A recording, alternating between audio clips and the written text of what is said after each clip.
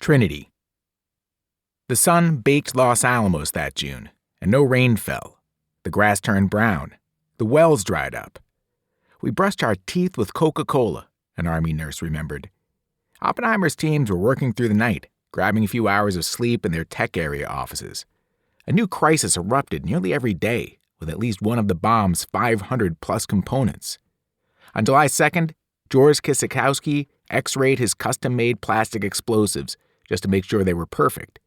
When he held the films up to the light, the shapes were dotted with tiny dark spots, air holes. Oppenheimer got on the phone to Washington.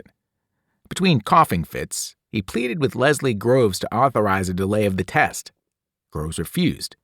President Truman was leaving in a few days for Potsdam, Germany, where he was going to meet with Joseph Stalin to begin talking about post-war plans. It was becoming clear that when the war ended, the United States and the Soviet Union would be the only world powers left standing, and that they'd be rivals. Potsdam would be Truman's first meeting with the famously intimidating Soviet leader. Truman wanted to know that the United States had a working atomic bomb. He wanted to stun Stalin with the news. Oppenheimer begged for just a few more days. The chances of a successful test before July 20th, he said, were 50-50 at best. Groves demanded the test go on ahead on July 16th. Time and time again, we had in the technical work almost paralyzing crises, Oppenheimer later said. Time and again, the laboratory drew itself together and faced the new problems and got on with the work. This time, the solution came from a steady-nerved George Kisakowski. I got hold of a dental drill, he said. Kisty knew the explosives were extremely unstable. Any sudden jolt could set them off. Not wishing to ask others to do an untried job, I spent most of one night, a week before the Trinity test, drilling holes in some faulty casings so as to reach the air cavities. He mixed a batch of liquid explosives and, drop by drop, gently filled the holes. You don't worry about it, he said. I mean, if 50 pounds of explosives goes in your lap, you won't know it. On July 3rd, several cars drove up to a brick mansion surrounded by gardens, meadows, and woods. The car doors opened, and out stepped a few British soldiers, followed by 10 of Germany's best scientists. Otto Hahn was there. So was Werner Heisenberg. The Germans asked the British where exactly they were and why they'd been brought there. They got no answers. Instead, they were taken inside and each given a pretty private room. They were told they could walk in the garden, play volleyball on the lawn, listen to the radio, eat, and drink as much as they want. They could do anything at all, except leave. What the Germans learned only later was that they were at an estate called Farm Hall in a countryside of southeast England. They'd been taken there to keep them out of the hands of the Soviets, but there was more to it. The goal was to isolate the Germans, to keep them from even mentioning the words atomic bomb in public. If the Allies were going to use the bomb against Japan, they wanted to have maximum shock value. They wanted it to come out of nowhere. The Americans and British were also eager to learn exactly how much these German scientists had figured out about building atomic bombs. Before the Germans arrived, British intelligence officers set up hidden microphones all over Farm Hall. The first conversation the mics picked up was an exchange between Heisenberg and the physicist Kurt Diebner. I wonder whether there are microphones installed here, Diebner asked. Microphones installed? Heisenberg said, laughing. Oh, no, they're not as cute as all that. On July 5th, Oppenheimer sent a telegram to top Manhattan Project physicists in Berkeley and Chicago. Any time after the 15th would be a good time for our fishing trip. This was their prearranged code. The test was on, and anyone who wanted to see it had better get out to New Mexico right away. On July 11th, Oppenheimer kissed his wife goodbye and drove out to the desert. The next day, Philip Morrison, one of Oppenheimer's former students, removed the plutonium bomb core from a vault in the Los Alamos tech area. He carefully set the pieces into 2 padded suitcases equipped with thermometers. If a chain reaction began, the rising temperature would be the first clue. Morrison carried the suitcases outside to a waiting Army car. He set them on the back seat and sat down beside them. A driver started the engine and drove through the gates. I was just thinking about what an extraordinary thing it was to be driving along there in just an ordinary car, remembered Morrison. And yet, we were carrying the core of the first atomic bomb. 5 hours later, The car arrived at the Trinity site and stopped in front of an abandoned adobe ranch house. Morrison carried the cases past armed guards and into the building. The inside of the house was spotless. The window frames were covered with black tape to keep out flying dust. Morrison set the plutonium down next to a table by the wall. Then he tried to get some sleep. Final assembly of the bomb would be done in the morning. At about noon the next day, an Army truck bumped and bounced very slowly down the dirt road leading to the Trinity site. In the back of the truck were George Kistikowski's molded explosives. The truck backed up to the steel tower that was built to hold the bomb. Kisty jumped down. Using a large crane, soldiers eased the 5-foot-wide ball of explosives out of the truck bed and set it down on the sand. Then they began putting up a white tent around the bomb. At the same time, at the ranch house, the physicist Robert Bacher supervised the assembly of the bomb's plutonium core. 8 scientists dressed in white surgical coats stood around a table putting the pieces together. Outside the door sat 4 Army jeeps, engines running, in case a quick getaway became necessary. Several times, Oppenheimer stuck his head into the room to check on the progress, like an anxious husband whose wife was in labor. Bacher finally asked him to stay away. He was making everyone even more nervous. The phone in the ranch house rang at about 3 o'clock. It was Kistikowski calling from the tower to say the explosives were ready. Bacher drove the plutonium to the tower. In the tent by the tower, Robert Morrison used a long pair of pincers to steady the plutonium core as it was lowered on a wire into a metal tamper inside the huge ball of explosives. It didn't fit. Several men cursed. Oppenheimer leaned forward and peered into the bomb. "We halted our efforts in order not to damage the pieces," remembered one of the physicists. "Could we have made a mistake?" "No problem," Bacher assured everyone. The plutonium had expanded in the heat of the ranch house. They had left it out for a few minutes. If they left it out for a few minutes, it would cool off and contract again. They waited several minutes in silence. They tried again. The plutonium slid right in. Early the next morning, at Los Alamos, Major Robert Furman and Captain James Nolan loaded a 300-pound lead bucket into the back of an Army truck. Furman signed a receipt and got into one of the 7 cars surrounding the truck. Inside the bucket was uranium-235. It was on its way to the American Air Base on the Pacific island of Tinian. The pilot Paul Tibbets and his crew were already there. Whether the plutonium bomb worked or not, the plan was to have 1 uranium bomb assembled and ready for use by early August. The convoy drove to Kirtland Air Force Base in Albuquerque, and from there flew to Hunters Point Naval Shipyard near San Francisco, where the cruiser USS Indianapolis was docked, ready to take sail west. That morning, at the tower at Trinity, Oppenheimer watched as scientists and Army engineers worked together to attach a steel cable to the test bomb. When everything was set, a motor-powered crane lifted the 5-ton round metal bomb off the ground. Soldiers ran under the bomb and tossed down a thick pile of cotton mattresses, low-tech protection in case of a potentially disastrous fall. The bomb swayed and turned in the breeze as it was lifted, just a foot a minute, toward the top of the tower. At the top, 2 engineers helped ease it down onto a wooden platform and secured it in place. A team of scientists climbed the tower and began attaching wires and detonators all over the bomb's surface. July 15th was the day for final checks. At about 4 that afternoon, after weeks of blue skies, dark clouds rolled over the desert. Lightning flashed above the distant mountains. Early in the evening, Oppenheimer climbed the steel tower alone. On the top of the wooden platform was a metal shack with 3 walls, open on the 4th side. Inside the shack was the fully assembled bomb, a gray globe held together by bolts with wires snaking in and out all over its surface. Oppenheimer looked over his work. The test was set for 4 the next morning. There was nothing more he could do, nothing but imagine last-second problems. Oppenheimer was really terribly worried, remembered the chemist Donald Hornig. He thought someone had better babysit it right up until the moment it was fired. The 25-year-old Hornig got the job. He grabbed a book and climbed the tower. On the platform beside the bomb was a folding chair. A single 60-watt bulb hung from the roof of the open metal shack. There was a telephone in case of trouble. By then, there was a violent thunder and lightning storm, said Hornig. The possibility of lightning striking the tower was very much on my mind.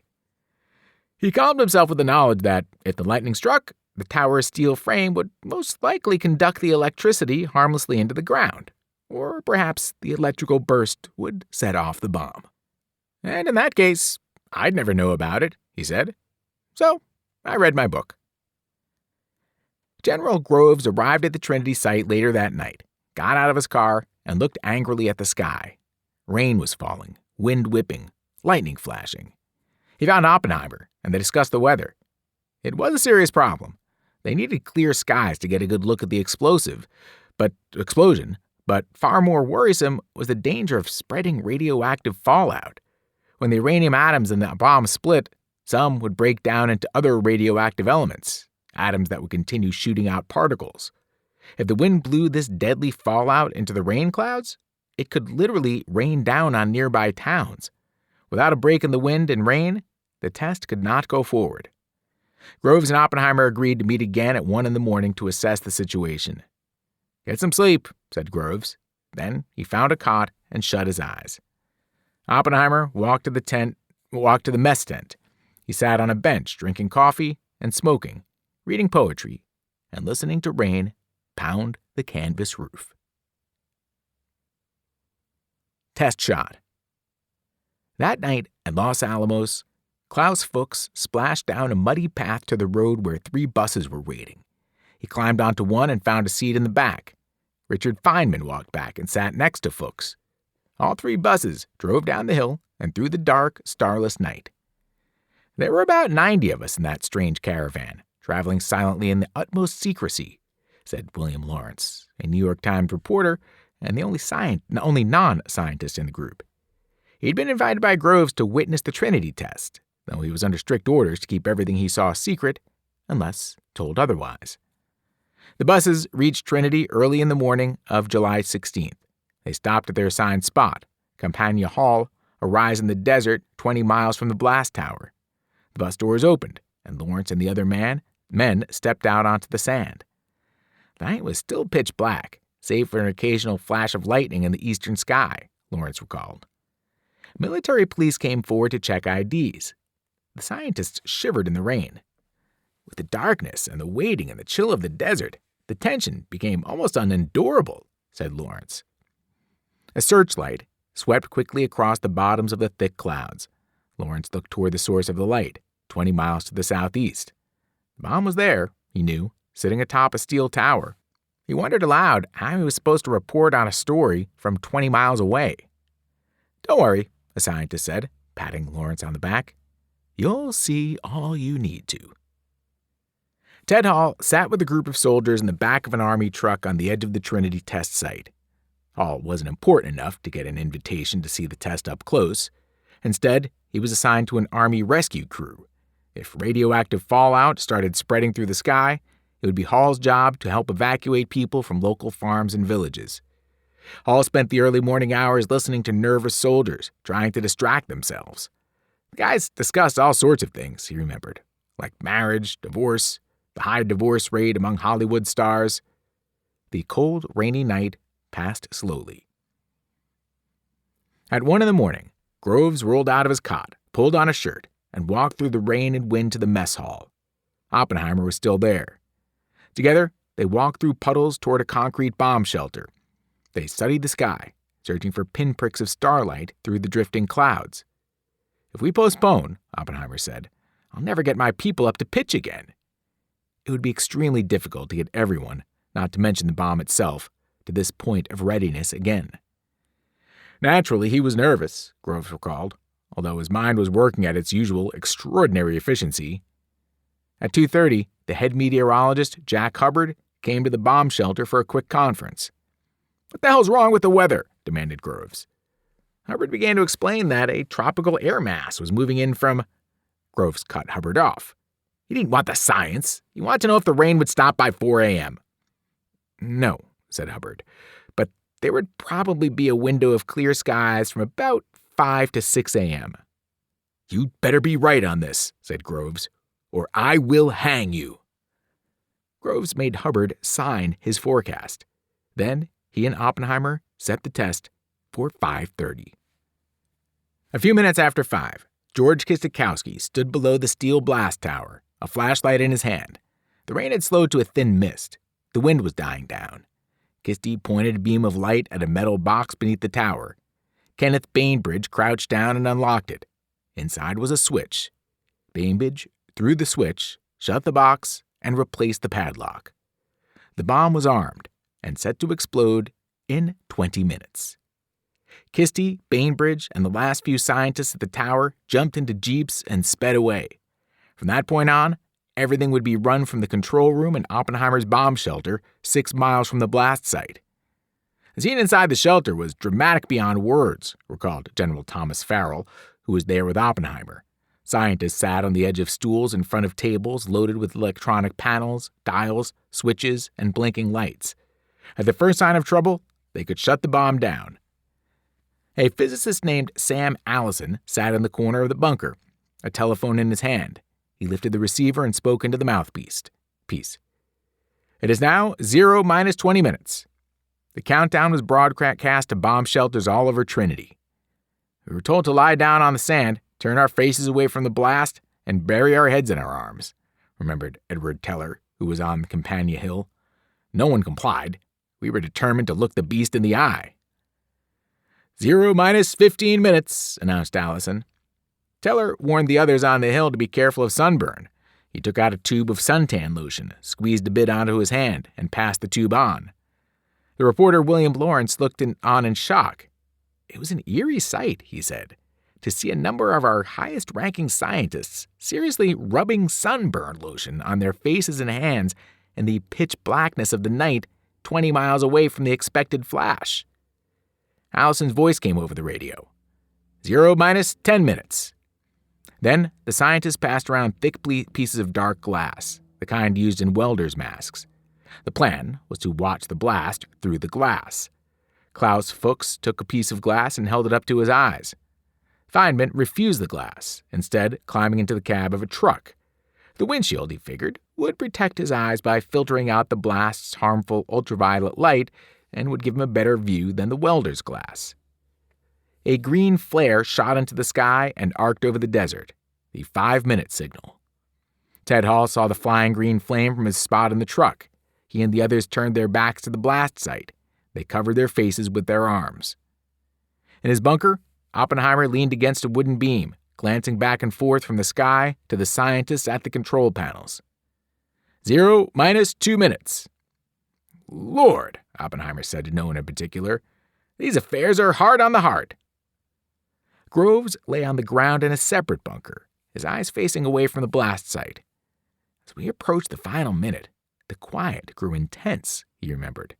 I thought only of what I would do if, when the countdown got to 0, nothing happened. 0 minus 1 minute. As the time interval grew smaller and changed from minutes to seconds, the tension increased by leaps and bounds, recalled General Farrell. Unable to stay still a moment longer, George Kistikowski jumped up and ran to the top of the bomb shelter. I put on dark glasses and turned away from the tower, he said. I didn't think anything would happen to me. 0 minus 10 seconds. 9, 8, 7. Oppenheimer lay on the ground in the bunker. His brother Frank lay on one side of him, General Farrell on the other. We were lying there very tense in the early dawn, said Isidore Robbie. I could see your neighbor very dimly. Those 10 seconds were the longest 10 seconds that I ever experienced. 4, 3, 2. Oppenheimer, on whom had rested a very heavy burden, grew tenser as the last seconds ticked off, remembered Farrell. He scarcely breathed. He held on to a post to steady himself. For the last few seconds, he stared directly ahead. Allison shouted, 0! And then, without a sound, the sun was shining. Or so it looked. That's how the physicist Otto Frisch described the first instant of the explosion. Isidore Robbie's account was similar. It was an enormous flash of light, the brightest I have ever seen, or that I think anyone has ever seen. The whole country was lighted by a searing light with the intensity many times that of a midday sun, recalled General Farrell. It lighted every peak, crevice, and ridge of the nearby mountain range with a clarity and beauty that I cannot be described. I was looking directly at it, with no eye protection of any kind, said Robert Serber, who watched from Campania Hill. I saw first a yellow glow, which grew almost instantly to an overwhelming white flash so intense that I was completely blinded. It was 30 seconds before he could see again. The thing that got me was not the flash, but the blinding heat of a bright day on your face in the cold desert morning, remembered Philip Morrison. It was like opening a hot oven. Richard Feynman had known the flash was coming and that he was safe behind the truck windshield, but it was so sudden and so bright that he instinctively ducked behind the dashboard. I look back up, described Feynman, and I see this white light changing into yellow and then into orange, a big ball of orange. A ball of orange that starts to rise and billow and a little bit and gets a little black around the edges. An enormous ball of fire, said Robbie, which grew and grew, and it rolled as it grew. Up it went, reported William Lawrence. A great ball of fire about a mile in diameter, changing colors as it kept shooting forward, from deep purple to orange, expanding, growing bigger, rising as it expanded. The fireball continued rolling and rising, twisting itself into an enormous mushroom shape, glowing dark purple thousands of feet above the desert.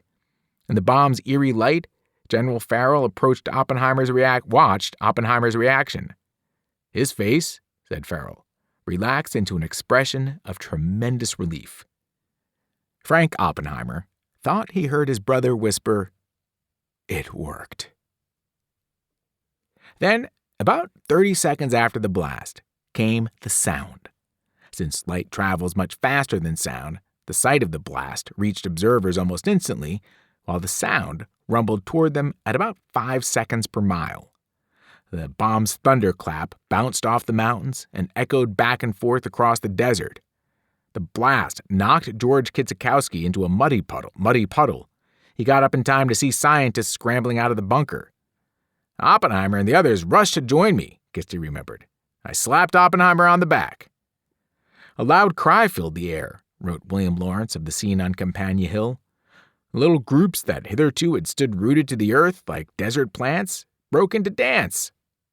In the back of an army truck, Ted Hall sat among shocked soldiers, watching the shimmering mushroom cloud rise and begin to fade. I had rather expected that it would work, Hall said. Oppenheimer and Farrell jumped into a jeep, drove to Groves' bunker, and leaped out. I'll never forget the way he stepped out of the car, Isidore Robbie said of Oppenheimer.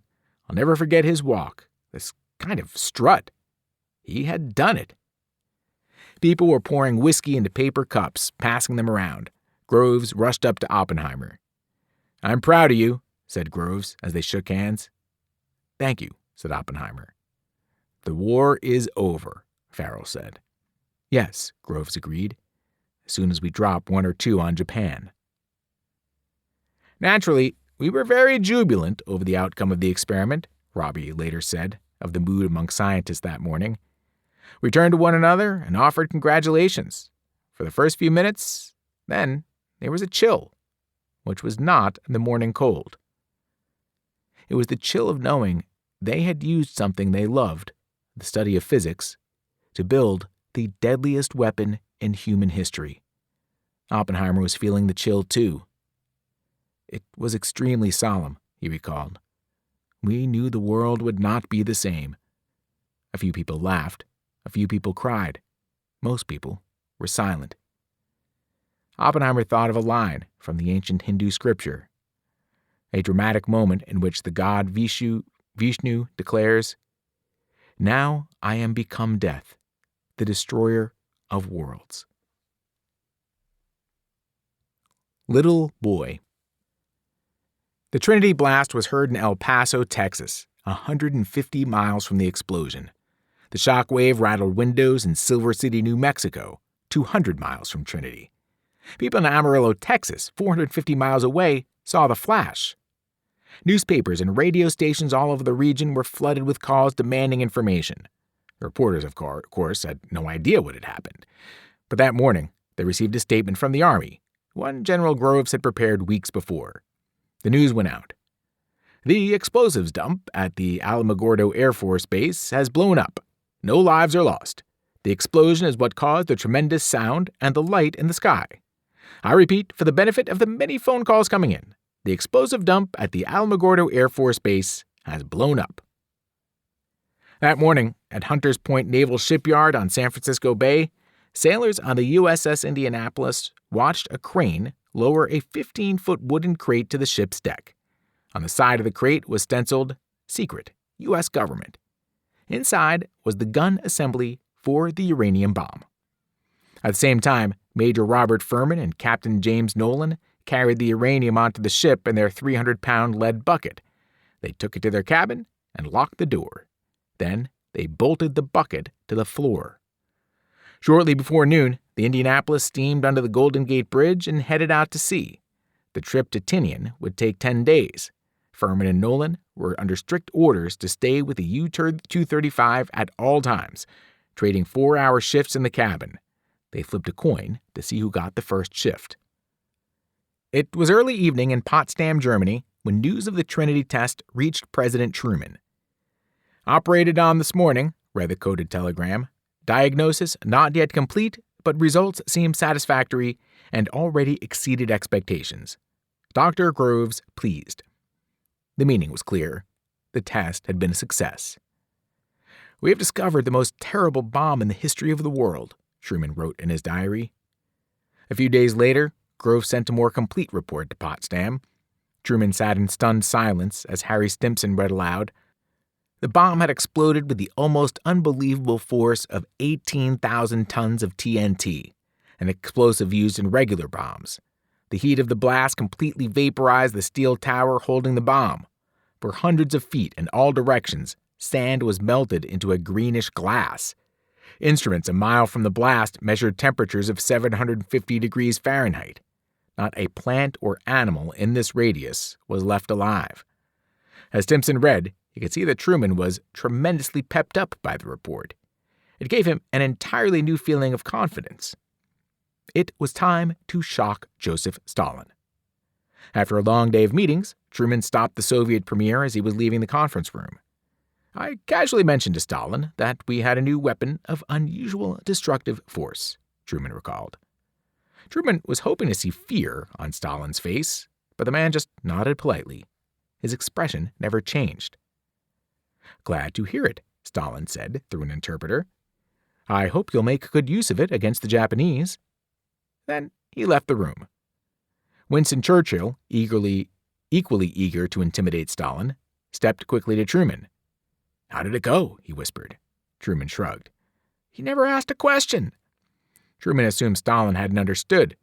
He never guessed that Stalin already knew about the American bomb project. Back in his private room, Stalin told his foreign secretary, "We'll have to talk with Gorbachev today about speeding up our work." The bomb worked. Now, Truman had to decide what to do with it. It all came down to the progress of the war with Japan. In late June, American forces had finally taken the island of Okinawa, 340 miles from the Japanese mainland.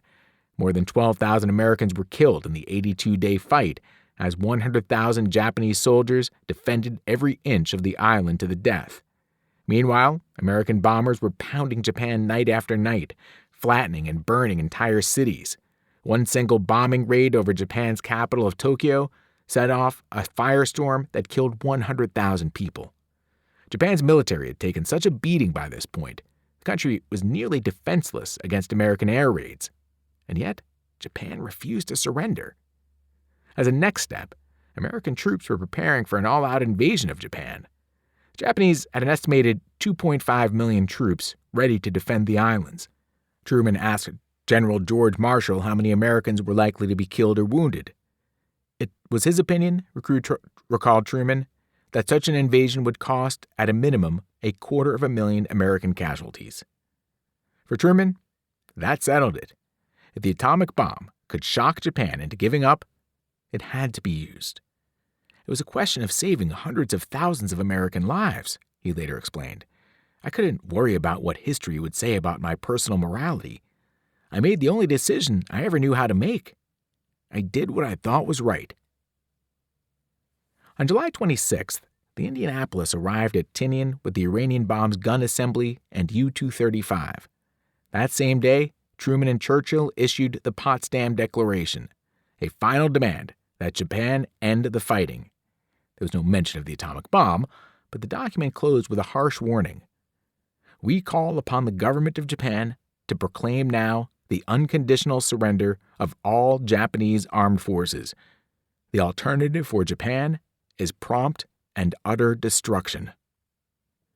When the message reached Tokyo the next morning, Japanese leaders debated options. Policy decisions were not usually made by Japan's emperor, Hirohito. Instead, a group known as the Big Six, the country's 3 top political and 3 top military leaders, met to argue and hammer out decisions. When it came time to consider surrender, the Big Six were split. Political leaders were open to the idea of accepting the Potsdam demand. Military leaders urged immediate rejection. They especially feared unconditional surrender, which would allow foreign soldiers to take over their country with no conditions. This, they felt, was too disgraceful to even consider. Prime Minister Baron Suzuki called reporters together. As for the government, it does not find any important value in it, Suzuki said of the Potsdam Declaration. There is no other recourse but to ignore it entirely and resolutely fight for the successful conclusion of the war. In the face of this rejection, Stimson later said, we can only proceed to demonstrate that the ultimatum had meant exactly what it said. The order went out to Colonel Tibbets on Tinian. The 509 Composite Group, 20th Air Force, will deliver its first special bomb as soon as weather will permit visual bombing after about the 3rd of August, 1945. Robert Serber and a team of physicists flew from Los Alamos to Tinian. On August 1st, in an air-conditioned hut, they assembled the uranium bomb. 10 feet long and painted dark gray, looked like a small submarine. They nicknamed it Little Boy. The bomb was ready on August 2nd. Tibbets was just waiting on the weather. The word came Sunday morning, August 5th, he remembered. After 3 days of uncertainty, the clouds that hung over the Japanese islands for the past week were beginning to break up. Conditions were go, and tomorrow was the day. That afternoon, Little Boy was loaded into Tibbets' plane, which he had named Enola Gay for his mother. At midnight, Tibbets gathered his crew for a final briefing on the mission. The usual jesting that takes place before a briefing was missing, reported William Lawrence, who had come to Tinian to witness the event. Tonight is the night we have all been waiting for, Tibbets began. We're going on a mission to drop a bomb different from any you have ever seen or heard about. This bomb contains a destructive force equivalent to 20,000 tons of TNT. He paused, expecting questions, Lawrence reported. But there was silence in the room, a look of amazement and incredulity on every face. At 1:37 a.m., 3 B-29s rumbled down the runway of Tinian, took off, and headed for Japan. Each would check the weather over a specific Japanese city, potential targets approved by President Truman. The planes would radio the reports to Tibbets, who, based on weather conditions and visibility, would choose from the list of targets. Our orders were for a visual bombing run, Tibbets explained. He was not permitted to use radar. If he couldn't see the target, he was not to release his irreplaceable bomb. Beside the runway, Tibbets walked around the Enola Gay, making the final pre-flight checks. Then, he and his 11 hand-picked crew members climbed into the plane. First, we checked all the instruments and radio equipment, recalled Tibbets. Now, it was time to fire the engines. Tibbets taxied the plane to the end of the runway. More than 1.5 miles of chipped coral runway stretched out before me in the darkness, he said. Just the night before, 4 B-29s had crashed, attempting to take off. Tibbets could see the plane's black, twisted skeletons still lying beside the runway.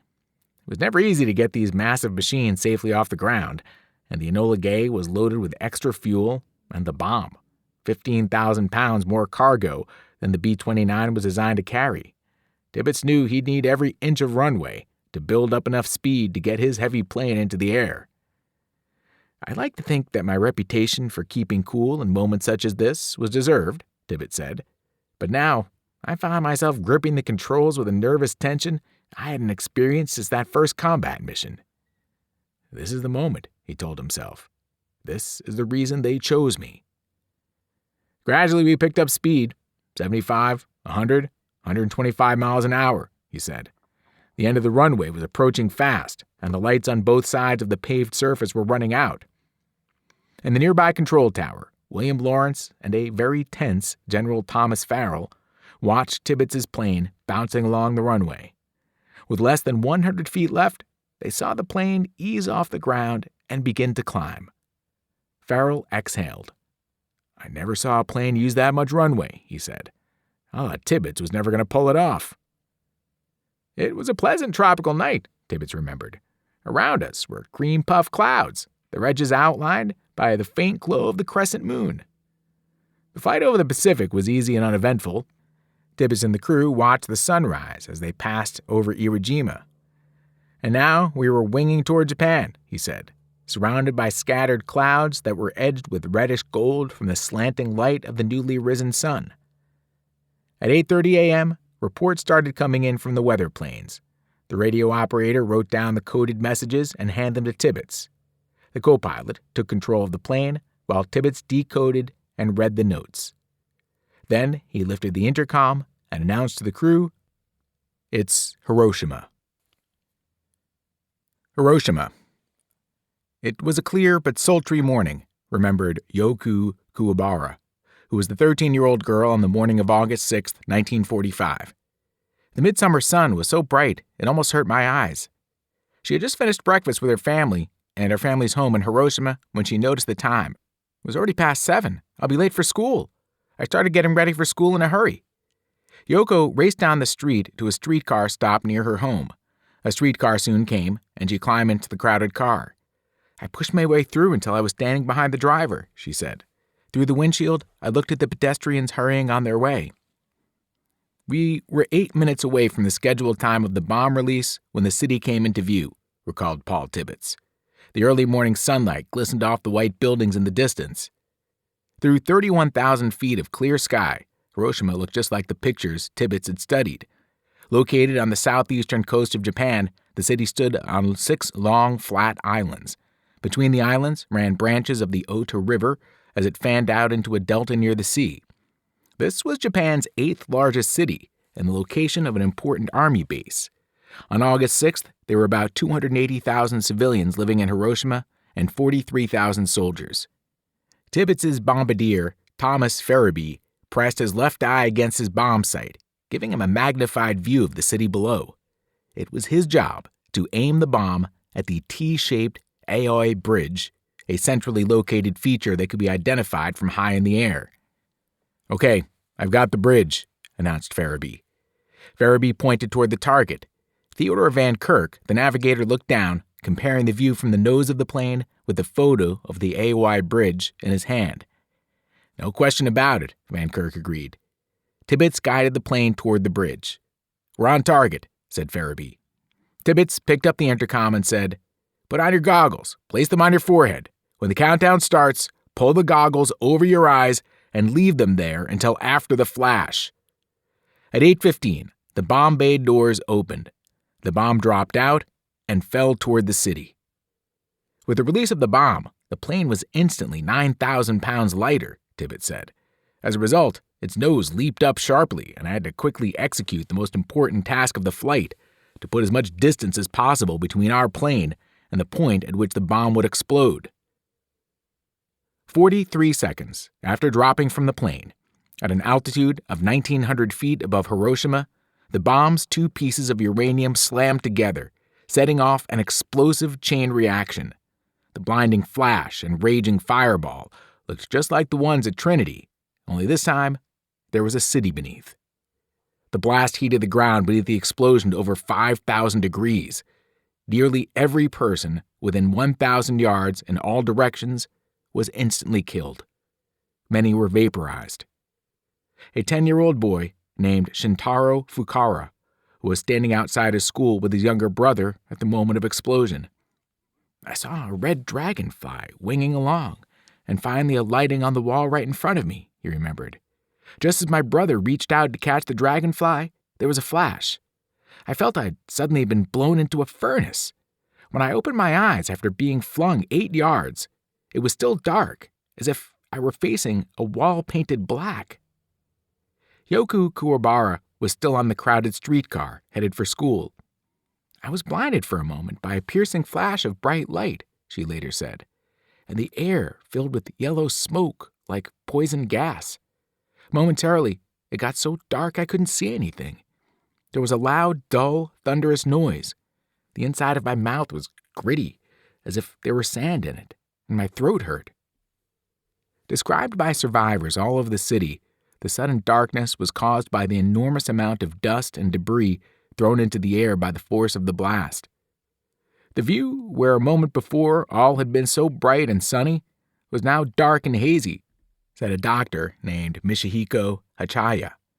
Pushing and wriggling out from under fallen pieces of his home, Hachaya stood. He was bleeding badly, his skin pierced with splinters and broken glass. Like people all over Hiroshima, he assumed a large but ordinary bomb had fallen right near him. "Ikio-san," he called to his wife. "Where are you?"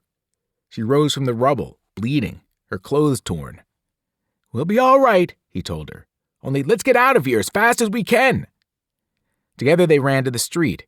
Hachaya tripped over something, looked down, and saw it was the body of a soldier, crushed under a fallen gate.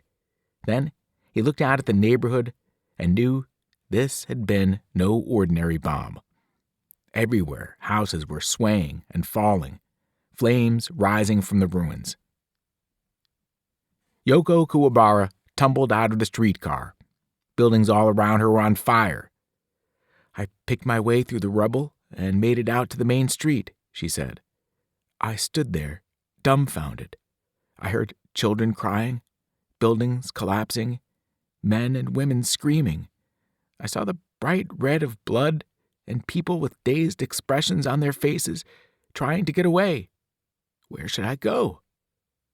The 10-year-old boy, Shintaro Fukuhara, also felt the need to move, to get away. "I had unconsciously taken my brother's hand and started running," he said. "I just ran home as fast as I could." He passed people with horrible burns, their faces swollen, their blackened skin hanging in strips. Bodies on the ground and bodies floating in the river. "I cannot describe the countless tragic things I saw," he said. An image that haunted many in Hiroshima was the horrific parade of victims on the streets. "They stagger exactly like sleepwalkers," said one survivor. "Like walking ghosts," said another. "They held out their arms in front of their chests like kangaroos," said a high school girl, "with only their hands pointed downward." Dr. Hachaya saw this as he was wobbling toward the hospital where he worked. "They moved as though in pain, like scarecrows, their arms held out from their bodies with forearms and hands dangling," he said. "These people puzzled me until I suddenly realized that they had been burned and were holding their arms out to prevent the painful friction and raw surfaces rubbing together. One thing was common to everyone I saw: complete silence. If I live 100 years, I'll never quite get these few minutes out of my mind," said Robert Lewis, co-pilot of the Enola Gay. The plane was 9 miles from the explosion when the bomb's shockwave hit. "The plane bounced," Theodore Van Kirk remembered. "It jumped, and there was a noise like a piece of sheet metal snapping. Tibbets held tight to the controls. The plane was undamaged. Now that I knew we were safe from the effects of the blast, I began circling so that I could view the results," said Tibbets. "We were not prepared for the awesome sight that met our eyes." The men saw a purple-gray mushroom cloud rising above Hiroshima, its top reaching 3 miles above their plane. The cloud boiled and writhed, they said, like a living thing. "Even more fearsome was the sight on the ground below," said Tibbets. "At the base of the cloud, fires were springing up everywhere amid a turbulent mass of smoke that had the appearance of bubbling hot tar. The city we had seen so clearly in the sunlight a few minutes before was now an ugly smudge. The entire city," said Van Kirk, "looked like a pot of boiling black oil." "A feeling of shock and horror swept over us," said Tibbets. Robert Lewis picked up his pencil and made a note in his logbook. My God, what have we done? After turning back toward Tinian, Tibbets wrote out a coded report and handed it to the radio operator. Clear-cut, successful in all respects. Visual effects greater than Trinity. Proceeding to regular base. As the plane headed home, the crew felt a mix of emotions, including grief that the job was done and hope that the war would now end. But something else entered the mix, a thought Paul Tibbets would never forget. We were sobered by the knowledge that the world would never be the same, he said. War, the scourge of the human race since time began, now held terrors beyond belief. Reaction begins. Paul Tibbets' report was relayed from Tinian to Leslie Groves' office in Washington, D.C. Groves picked up his phone and called Los Alamos. Robert Oppenheimer lifted the receiver to his ear. I'm proud of you and all of your people, Groves said. It went all right? Asked Oppenheimer. Apparently, it went with a tremendous bang. I extend my heartiest congratulations, Oppenheimer said. It's been a long road. Yes, it has been a long road. And I think one of the wisest things I ever did was when I selected the director of Los Alamos. Well, I have my doubts, General Groves. Well, you know I've never concurred with those doubts at any time. President Truman was on a ship back to the United States, eating lunch with the crew. An officer walked in and handed him a message that had just come in from Secretary of War Stimson, along with a map of Japan. On the map, circled in red, was the city of Hiroshima. Truman read the note. He jumped up, grabbed a fork from his plate, and then began banging against the side of his water glass. Everyone in the mess hall turned to the president. Keep your seats, gentlemen, Truman said, an excited smile on his face as he waved the note in his hand. I have an announcement to make. We have just dropped a new bomb on Japan, which has more power than 20,000 tons of TNT. It has been an overwhelming success. The room erupted in cheers. In Washington, the White House released a statement that Truman had prepared ahead of time. An American airplane dropped one bomb on Hiroshima, Truman announced to the world. We are now prepared to obliterate more rapidly and completely every productive enterprise the Japanese have above ground in any city. Let there be no mistake. We shall completely destroy Japan's power to make war. If they do not now accept our terms, they may expect a rain of ruin from the air, the like of which has never been seen on this earth.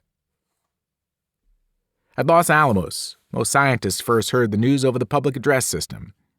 Attention, attention please, announced a voice from the tech area intercom. One of our units has just been successfully dropped on Japan. Richard Feynman described his first reaction as very considerable elation and excitement. There was a sudden noise in the laboratory of running footsteps and yelling voices, remembered Otto Frisch. Scientists ran from door to door shouting, Hiroshima has been destroyed. Frank Oppenheimer, who was standing outside his brother's office, remembered thinking, thank God it wasn't a dud. But a second thought quickly followed. Before the whole sentence of the broadcast was finished, one suddenly got this horror of all the people who had been killed. Frisch saw fellow scientists rushing to the phone to make reservations at Santa Fe restaurants to celebrate. Of course, they were exalted by the success of their work, but it seemed rather ghoulish, he later said. I still remember the feeling of unease, indeed nausea. As the news spread, children of scientists grabbed pots and pans and ran banging them together and shouting. Parties started all over the mesa. Feynman sat on the hood of the Jeep playing bongos as people danced in the dirt streets. I was involved in this happy thing, he remembered, with the excitement running over Los Alamos at the same time as the people were dying and struggling in Hiroshima. Almost everyone was feeling that strange mix of pride and horror.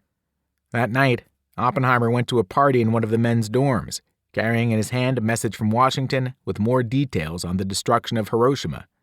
As he showed the note around, the mood in the room darkened. The party broke up early. As Oppenheimer walked home, he saw one of his scientists bent over a bush, vomiting. He thought to himself, the reaction has begun. Just before dinner time at Farm Hall, the English mansion at which Germany's top scientists were being held, a British officer named T.H. Rittner asked to speak to Otto Hahn in private. Hahn had discovered fission less than 7 years before. Now, Rittner told him the news. The Americans had just dropped an atomic bomb on Hiroshima. Hahn was completely shattered by the news and said he felt personally responsible, Rittner reported. He told me that he had originally contemplated suicide when he realized the terrible potentialities of his discovery, and he felt that now these had been realized and he was to blame. Rittner forced Hahn to gulp down a glass of whiskey. Slightly calmer, Hahn walked to the dining room where the other German scientists were gathered for dinner. He announced the news. The guests were completely staggered, recalled Rittner. At first, they refused to believe it. Rittner excused himself and shut the door. With no idea they were being recorded, the Germans talked freely. Did they use the word uranium in connection with this atomic bomb? Heisenberg asked. Hahn said he wasn't sure. Then it's got nothing to do with atoms, insisted Heisenberg. The Allies may have used a very powerful bomb, he said, but not a real atomic bomb. Not a bomb based on the fission of uranium atoms. If they have really got it, said Hahn, then they have been very clever in keeping it a secret. I still don't believe a word about the bomb, said Heisenberg, but I might be wrong. A little later that night, they turned on a radio and heard Truman's official announcement. Forced to concede that an atomic bomb had destroyed Hiroshima, the German scientists began trying to figure out how the bomb had been made. They discussed the technical challenges and lack of key materials that had slowed their own bomb-making efforts. Then they began trying to convince themselves that they could have built the bomb if they had really wanted to. If we had all wanted Germany to win the war, we would have succeeded, claimed Karl von Waxacker. I don't believe that, said Hahn, but I'm thankful we didn't succeed. The Americans could do it better than we could, that's clear, added Horst Korsching. Weizsäcker wasn't convinced. If they were able to complete it in the summer of 1945, he said, we might have had the luck to complete it in the winter of 1944 to 45. The result would have been that we would have obliterated London, but still would have not conquered the world, said Karl Wirtz. And then they would have dropped them on us. I thank God on my bended knees that we did not make the uranium bomb, said Hahn. Heisenberg said, I would like to know what Stalin is thinking this evening. The Soviet dictator was furious. Stalin had a tremendous blow-up, recalled one top official, losing his temper, banging his fists on the table, and stamping his feet. He had known the American bomb was coming, of course, but reports of its devastating power shocked him. Hiroshima has shaken the whole world, he shouted to his advisers. The balance has been destroyed. Stalin wanted his own atomic bomb, and he wanted it quickly. Provide us with the atomic weapons in the shortest possible time. It will remove a great danger from us. Stalin called Igor Kurchatov to his office and chewed him out for not demanding the resources he needed to move more swiftly. So much is destroyed, so many people perished, said Kurchatov. The country is on starvation rations and everything is in shortage. Yes, Stalin admitted. Thousands of Soviet towns and factories lay in ruins. More than 20 million people had been killed in the war with Germany. But that wouldn't stop the Soviet Union from building an atomic bomb.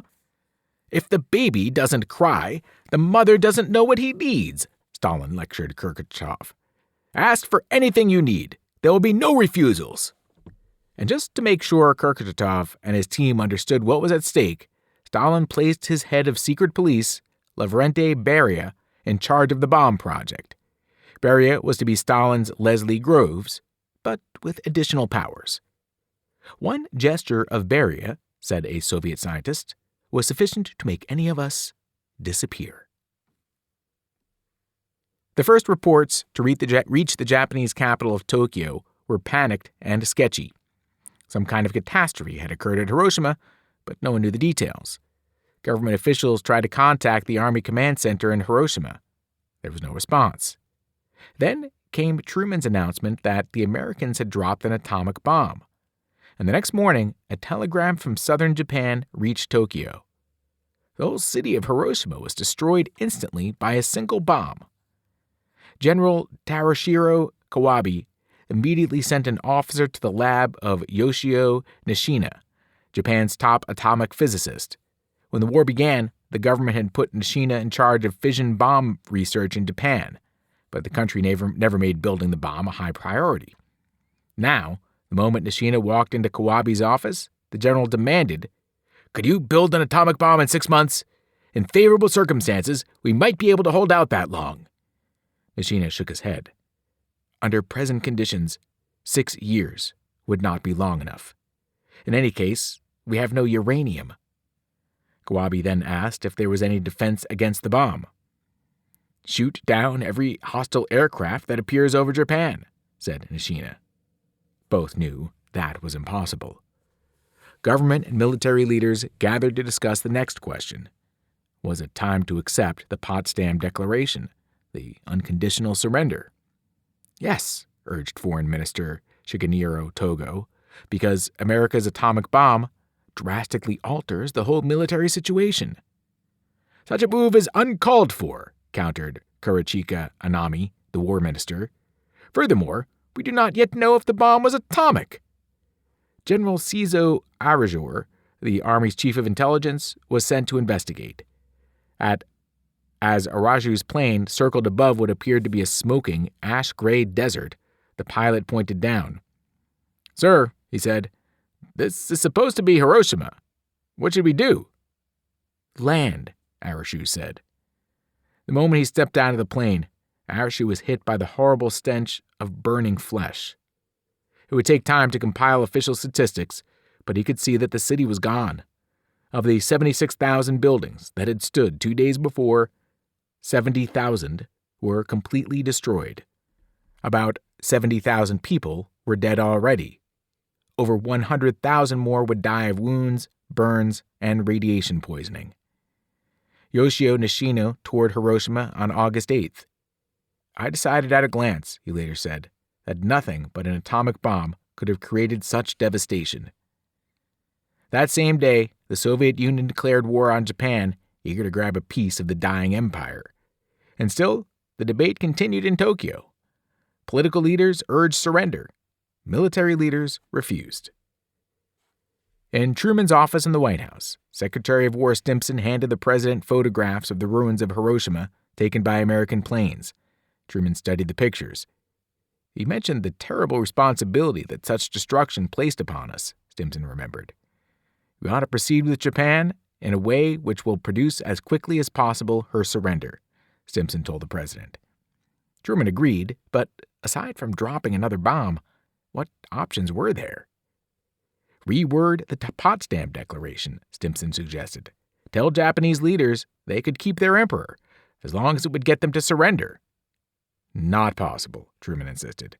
Ever since Japan had attacked Pearl Harbor, the United States had been demanding unconditional surrender. Now, after the enormous sacrifices American fighters had made, Truman felt he could not back down from that demand. Political worries played a role too. If Truman began negotiating with Japan now, it could be seen as a sign of weakness. Political opponents would attack him for flinching under pressure. Truman decided he'd wait to hear from Japan. Until then, the atomic bombs would continue to fall. Another day passed with no word from Tokyo. Back on Tinian, the second atomic bomb was being assembled even as the world was learning about the first, remembered Paul Tibbets. Known as Fat Man, this was a large, round plutonium implosion bomb, similar to the one tested at Trinity. Unless Tibbets heard otherwise, his orders were to drop the bomb as soon as the weather conditions permitted. The use of a second bomb the same week, he said, was calculated to indicate that we had an endless supply of this super weapon for use against one Japanese city after another. Tibbets assigned the mission of dropping the second bomb to a pilot named Charles Sweeney. That man was loaded onto a B-29, and Sweeney and his crew took off and flew toward Japan early on the morning of August 9th. Sweeney reached his target, the city of Kokura, at about 10:30. The city was covered in clouds, invisible from the sky. Sweeney circled the plane, looking for an opening. 2 additional runs were made, hoping the target might be picked up after closer observation, weaponeer Frederick Ashworth wrote in his flight log. However, at no time was the aiming point seen. Japanese anti-aircraft guns opened fire on the B-29. "We had some flak bursts," said Jacob Besser, the radar operator. "Things were getting a little hairy." "We'll go on to a secondary target if you agree," announced Sweeney. Ashworth nodded. "Proceed to Nagasaki." Fat Man exploded over the city of Nagasaki with a force of 22,000 tons of TNT. At least 40,000 people were instantly killed, and tens of thousands more fatally wounded or poisoned with radiation. "People were saying that Tokyo would be next," remembered a Tokyo scientist named Yukio Mishima. As he walked the streets of Japan's capital, Mishima could feel the agonizing suspense in the air. He could see it in passing faces. It was just as though one was continuing to blow up an already bulging toy balloon, wondering, will it burst now? Will it burst now?